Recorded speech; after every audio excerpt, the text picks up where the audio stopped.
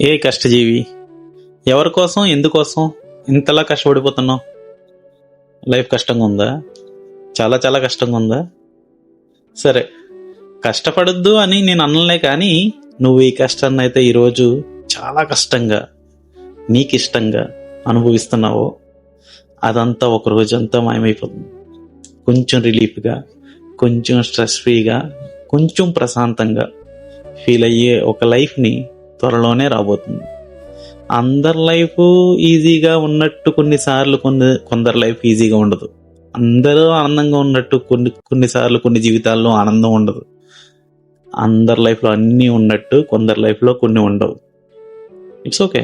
కానీ నేను చెప్పేది ఒకటే, ఎవరి కోసం ఎందుకు ఎంత కష్టపడుతున్నావు అండ్ ఎవరైనా ఉన్నారో లేరో, ఎవరైనా నీకు ఇలా చెప్పారో లేదో నాకు తెలీదు, కానీ నువ్వు చేయగలవు. నేను చెప్తున్నా, కష్టంగా అనిపించినా సరే నువ్వు మార్చగలవు, అంతే.